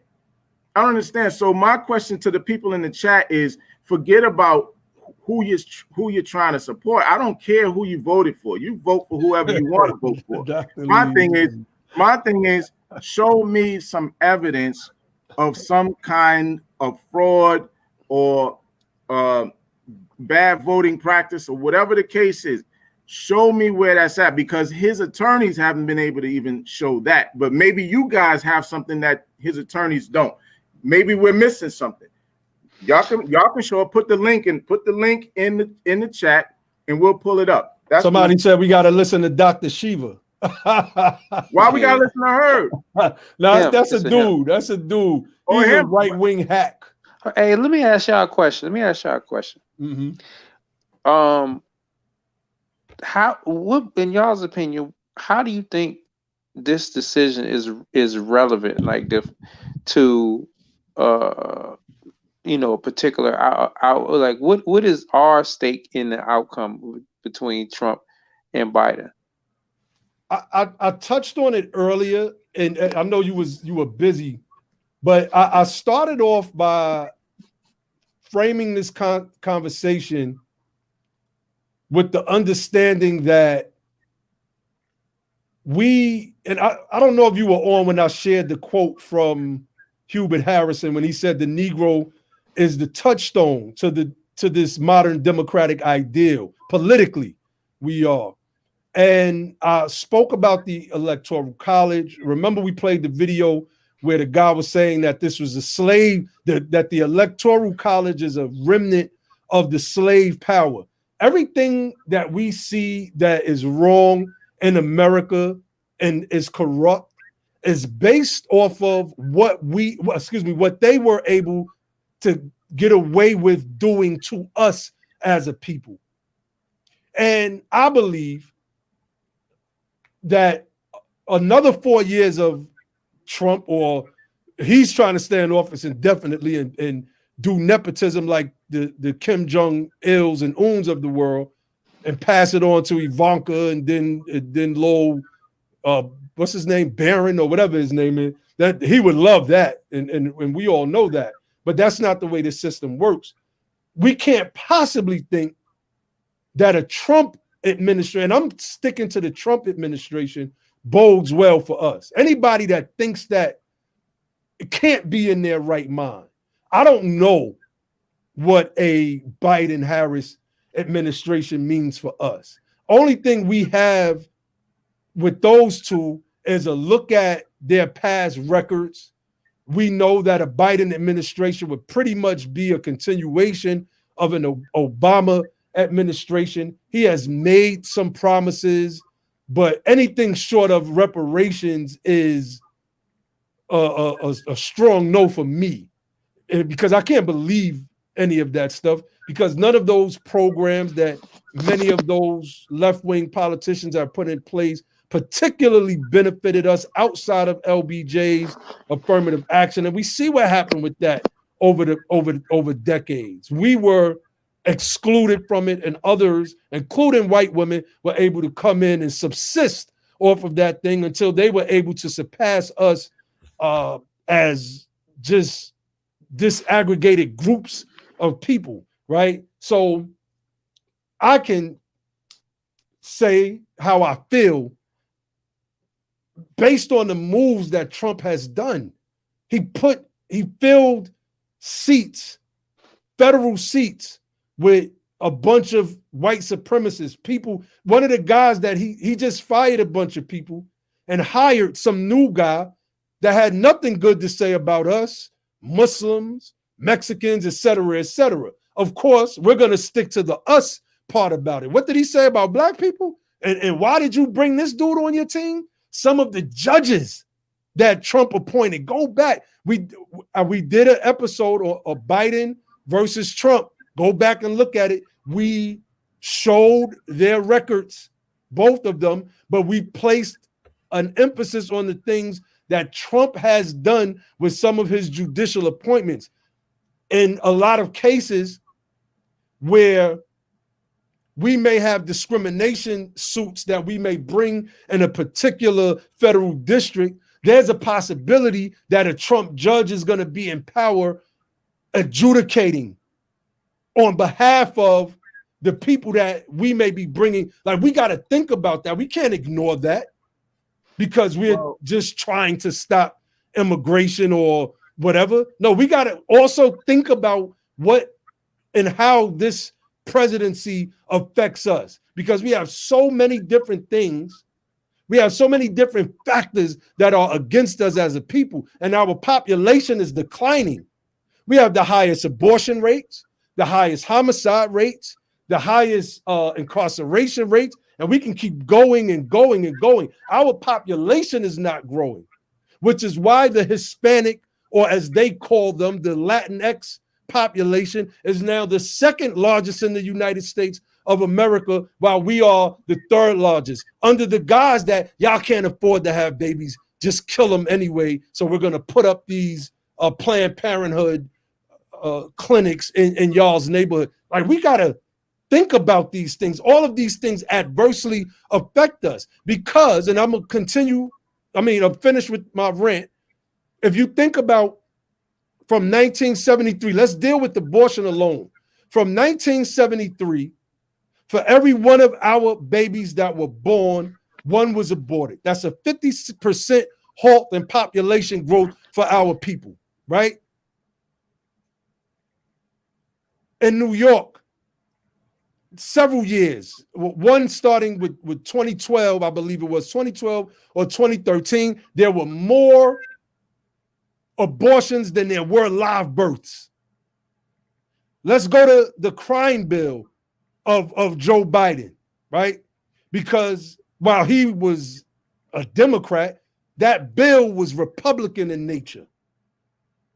That bill was slave power in nature.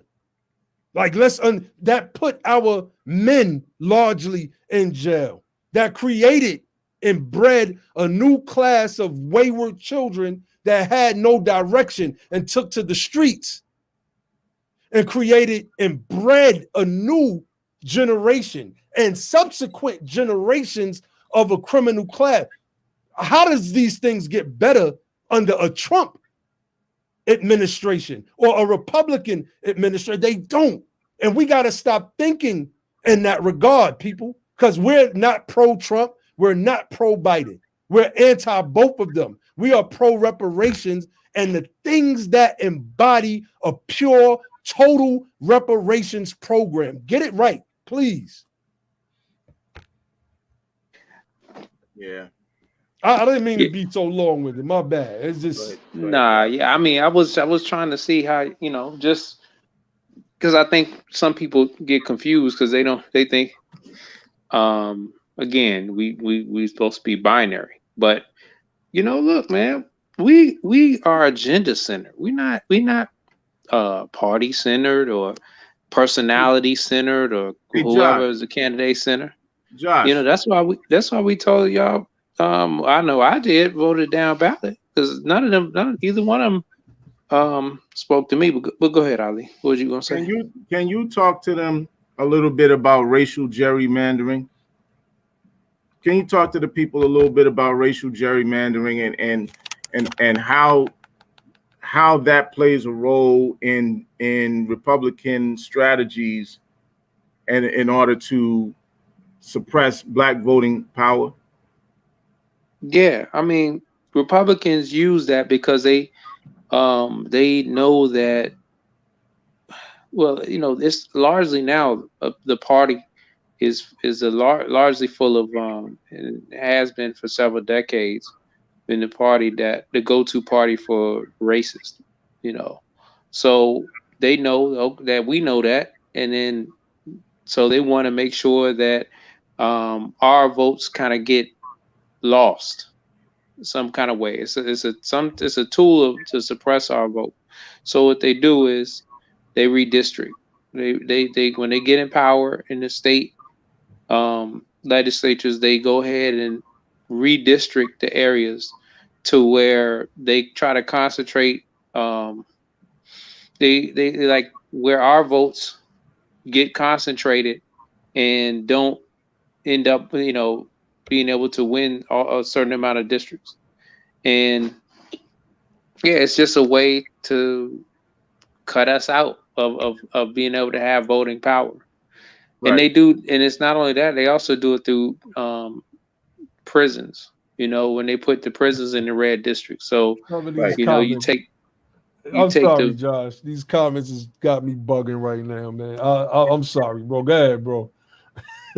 Yeah, you take the people, you take the people, let's just say like in inner city, let's say it's Baltimore or something like that, or let's say like, I know it's heavy like Pennsylvania, so let's say Philly, and they lock you up in Philly, they put you in jail in what's the some other rural part of Pennsylvania. Yeah. And any rural I don't know town, what the state penitentiary is that's popular out there, but that gets put in the red district, so they get to add to their voter, to their, you know, the population count for, you know, purposes of having more delegates or whatever, and then your vote gets taken out of count from where you're from, and yeah, and you don't get to vote. Obviously, you in prison.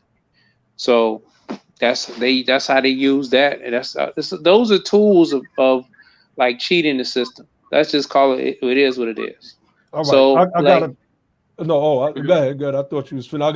I gotta address this comment though. But go ahead, Josh. No, that's it. I mean, did I speak to what you wanted to say, Ali?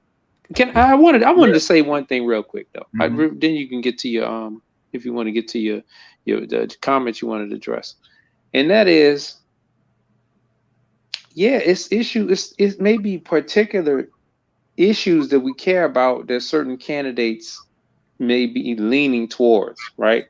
Or that may be a part, but I don't know how do you weigh that?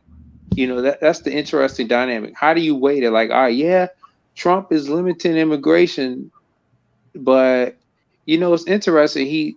You know, when you look at Trump's immigration policy, it's more so centered on Mexico, and I think he did cut back some H-1Bs, which I thought was good, which would be India, you know, and I'm guessing China as well. But he also talked about the poop, the shithole countries, or I'll say it, and that was largely talking about African countries, Caribbean countries, and things like that. But he said that, you know, hey, we want to up the immigration. We have no problem with the immigration coming from European countries. So like you can't say immigration. He's not pro-immigration. He's just pro-immigration only from white countries, which is an extension of the America pro 1965. Come on, You know hold what I'm on, Josh. Hold on. We got to touch that. We got to touch. The dude said, why can't we have more people come in from the nice countries, right?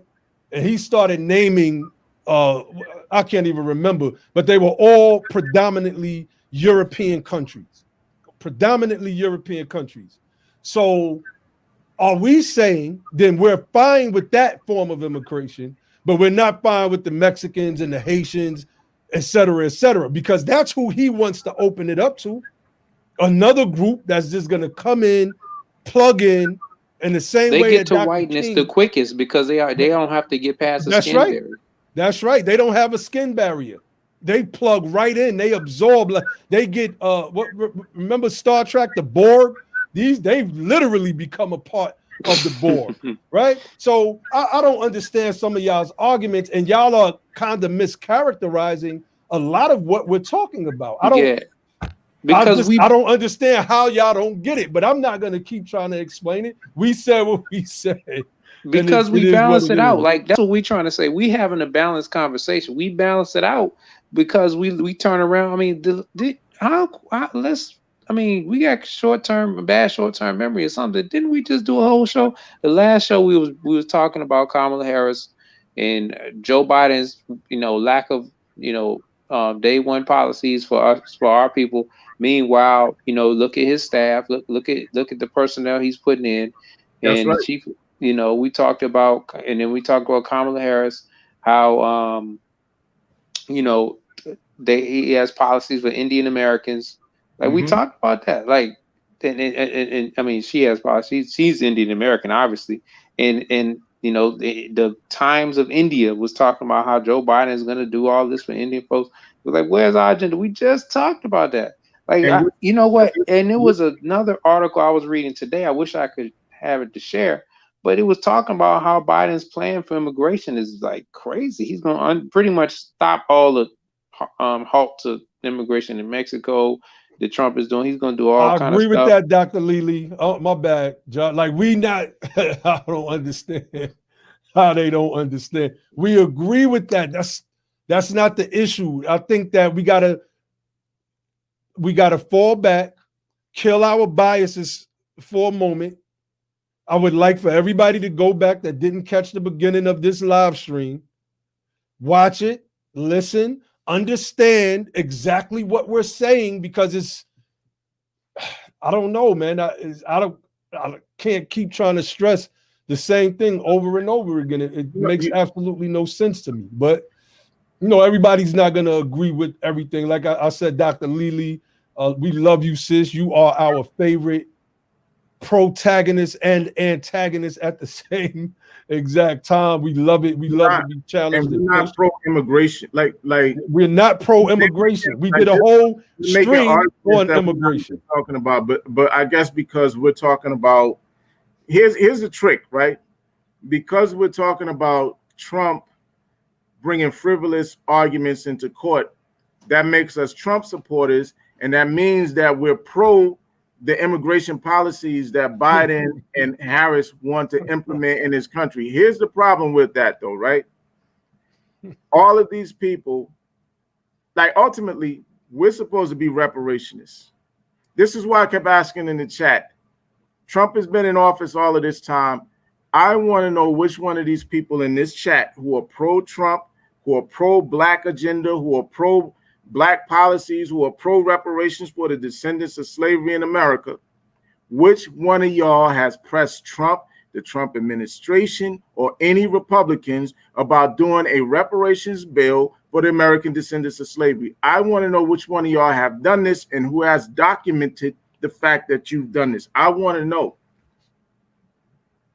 Because if Trump is your choice, that means you're willing to do business with Trump, right? And that means that all this time that he's been in office, you should have been actively trying to do business with this man, and you should have something to show for that. Excellent. So show me, since he's your guy, what you've done for the betterment of Black America with trying to reach out to him for a reparations bill, Black agenda, anything. One of y'all, please show me something that you've done with Trump or the Republican Party, please. Because if he's, and think about what my brother Ali just said. Think about what he just said. Imagine another 4 more years of Trump. That's another 4 more years. We don't even have a shot at reparations. I'm going to go out on a limb and say that there's a possibility, and I could be wrong, and I stand to be corrected, that we could at least have the conversation with a Democratic administration. At least, at the least, we're not having that conversation with Donald Trump. So I don't understand, Nevin said this is a BS discrediting question. Look, no, I'm not arguing with these people no more. No, it's not. I'm not arguing. If they can't see simple logic, then that's on them.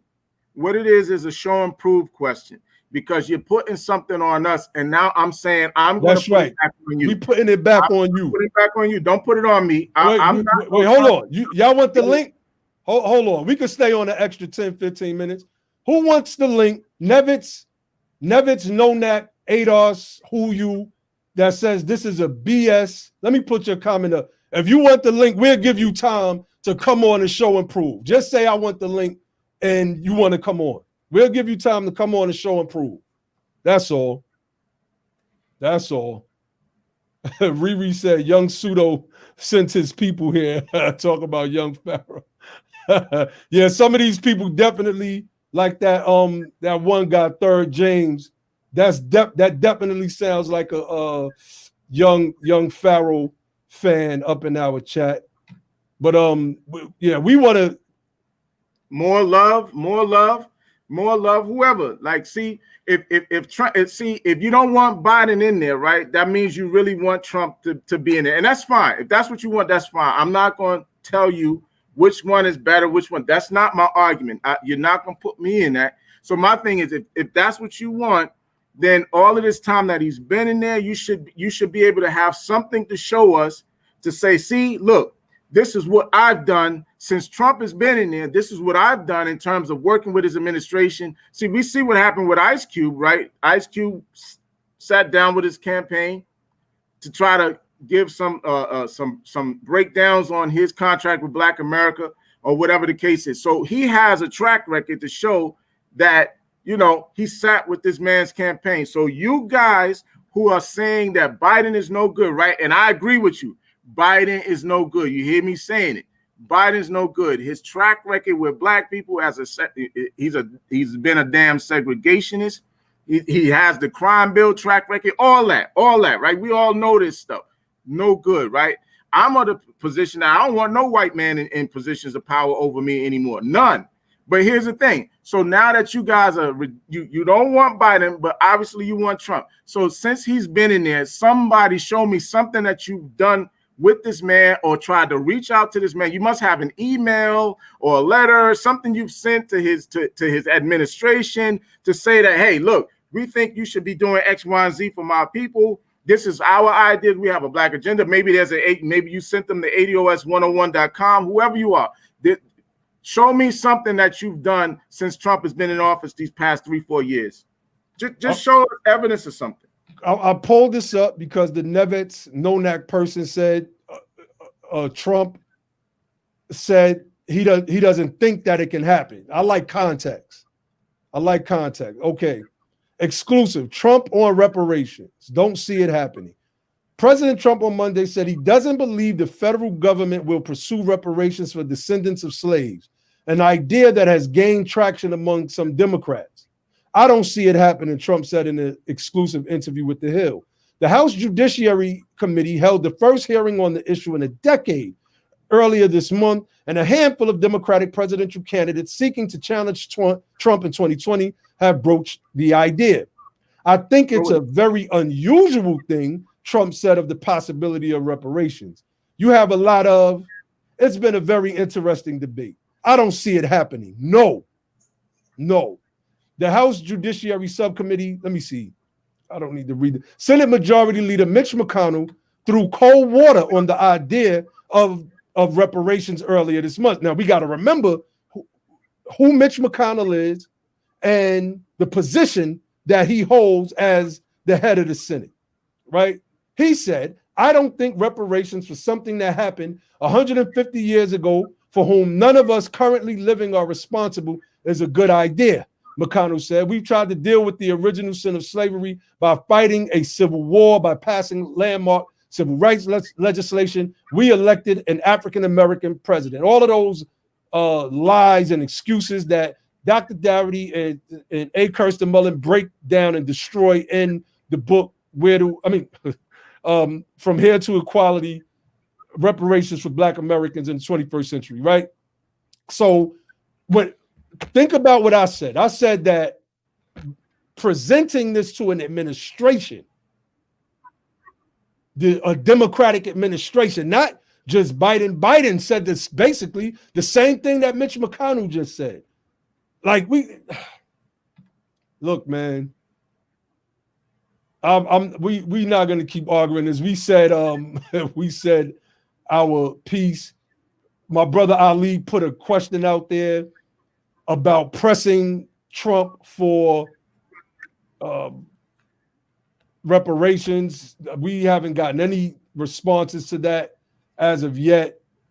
If you have them, if you've pressed them, you can email us at btplivecast@gmail.com. We would love to see how you pressed the Trump administration on reparations, particularly after he already said, it's a no for him. Somebody said, why are we supporting Democrats? This is just ridiculous, man. And this goes to show. Wait, before you say that, this just goes to show that our people have a long way to go in the listening and comprehension department before we can reach a certain level. I mean, we in a race, and I'm not slowing up for nobody. BTP in general, we're not slowing up for nobody, and we don't suggest anybody slow up for anybody. The only thing that we can do is leave our footprints clearly cut as we run and follow the footprints of people that are blazing the trail as well. Mistakes are going to be made on many different sides. It is our job to see the mistakes and say, okay, well, we know not to go that way because that way is not right and exact. That way is leading to the wrong path, et cetera, et cetera, et cetera. I mean, that's it. Yeah, go ahead, Brother Ali, and we could get up out of here after this. All right, yeah. I was trying to respond to 3rd James, something he said. He said this is not necessarily an ADOS conversation. This is a what's good for all of America conversation. The ADOS strategy was down ballot Democrat. Yeah. Basically. The ADOS strategy was down ballot Democrat. I didn't vote for Biden. I didn't no, but to the point, he's saying this is a what's good for all America conversation. Legislation comes out of the Congress. The ADOS strategy was down ballot Democrat. What are you talking about? They what are you talking about? Then let's see. Go.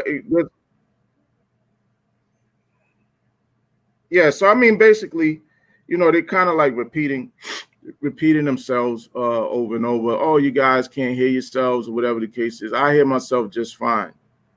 And my thing is, again, at the end of the day, this one person, I don't know who said it. I thought it was to keep the Democrats out of office or something, to keep them out of office, to keep keep them out of power or something like that. So my question to that person who said you thought the strategy was to keep them out of power, what have you done to work with the other party to empower your people?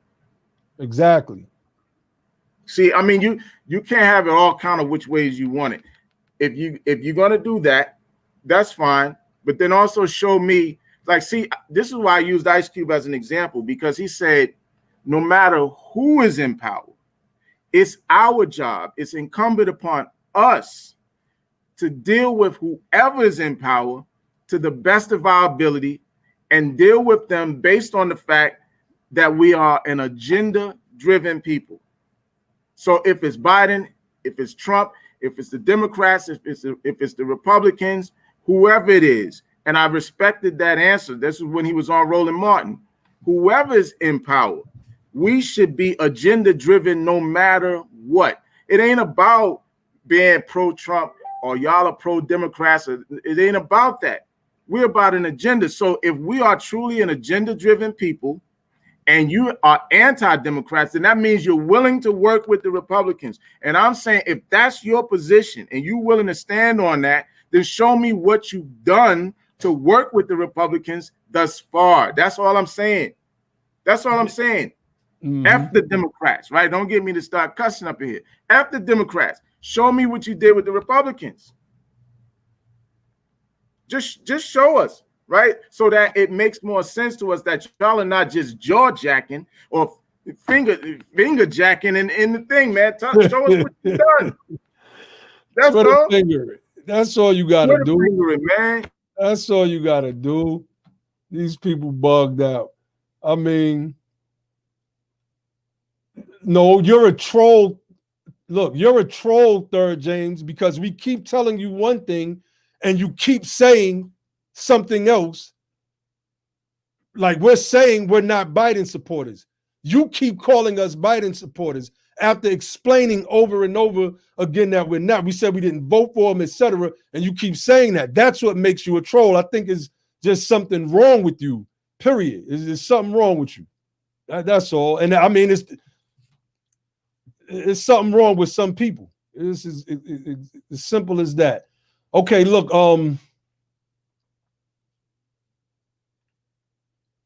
let me see.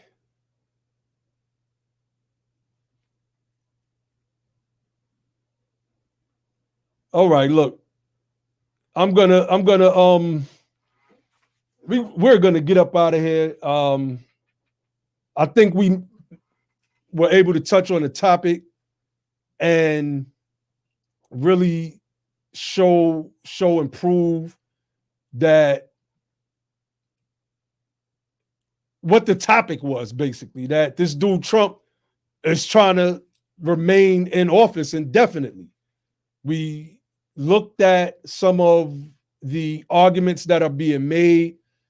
Again, go back and watch the beginning of this live stream. I think we've done a job in breaking that down. Our brother Logic wasn't able to get on tonight. He had really went into this. Y'all know our brother Logic gets it in on the political side, and he picks this stuff up so quickly.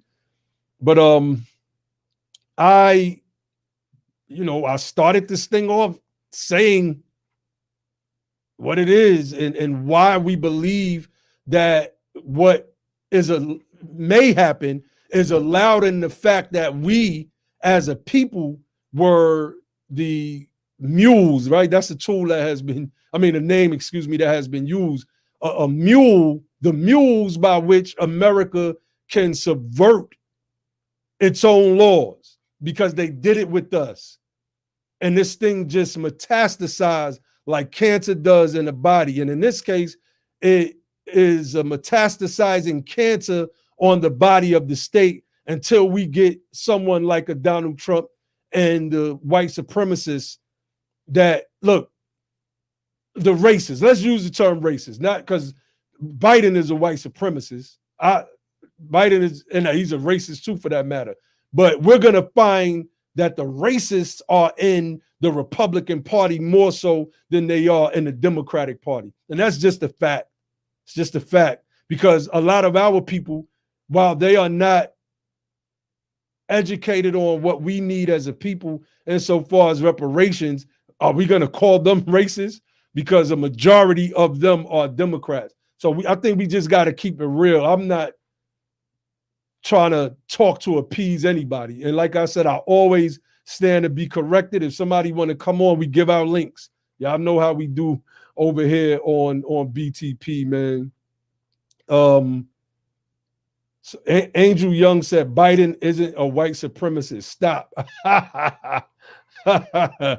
All I got to do is just go back and play Biden's speech on the floor of the House and shut that whole argument down. Wait. Biden is the same guy who said that he didn't want his kids going to court-ordered segregated schools because it's going to become a racial jungle. My question to Biden would be, a jungle consists of animals. So whose kids are going to be the animals in this jungle, Biden? Yours or mine? Facts. He's not a racist. He's not a white supremacist. Man, come on, man. Yo, I mean, you have anything you want to end with, bro, before we get up out of here? I was getting ready to say something crazy. I was going to say something really crazy. Well, I will just say this. Again, for those who understand, fine. If you don't, fine. It's whatever. You think what you want. We're not Biden supporters. We can show you that the man is racist, right? We can show you that. We're not Kamala Harris supporters. I personally voted down ballot. I'm not even gonna lie. I voted down ballot. I didn't vote for Kamala or Biden or Trump or Pence. I didn't vote for any of them. I went down ballot through the different things that were on there that were of importance to my locality, my state, etc. Representatives from my state, so forth. That's what I did. I didn't vote for any of them. So at the end of the day, you guys can misconstrue all you want, because that's what you're doing. You're misconstruing what we were talking about. I don't care. Misconstrue it. So that's it, though. With that said, I mean, we definitely would not spend time on people like that again, unless they wanted to come on, you know. But we were pretty much finished making our point. So, you know, now they're going on on each other. Sister Cynthia put an article in a chat, concerning Biden's racism. Thank you, sis. Thank you, Cynthia. I don't know what these people talking about, but. We set out to prove a point tonight. We proved our point, and we think that this dude Trump is trying to create a North Korea style situation, a China type situation. Remember, he said of President Xi, when their form of Congress, I guess it is, elected to keep him in power, I believe, for the rest of his life, I think, or was it the next 10 years, or I can't remember, but Trump was like, hey, I wish we had that over here. I wish we had that over here, but we don't have that over here. And the only thing that we do have is a misconstruing of the Constitution so that people can use it and bend it towards their will. It would be good of you to go back and look at Frederick Douglass when he broke off from William Lloyd Garrison. William Lloyd Garrison, although he was an abolitionist, well, he was stretching the Constitution in such a way to make our people despise it. And one day Frederick Douglass said, well, let me read this thing. I've never read the Constitution of the United States of America. And Frederick Douglass goes and he reads the Constitution and he said, I don't know what William Lloyd Garrison is talking about. He said, even with the 3/5 compromise, he said the word Negro is not mentioned in the Constitution at all. I thought that was a powerful statement, particularly in conjunction with things that we study like Lysander Spooner's book, The Unconstitutionality of Slavery. So, you know, just some jewels to leave y'all with before we get up off of here. For those that didn't click the like button, click the like button. Even if you disagree, it was still a good conversation, some good banter going on between those of us who don't support either of these men and those who do support one of those men while accusing us of supporting the other.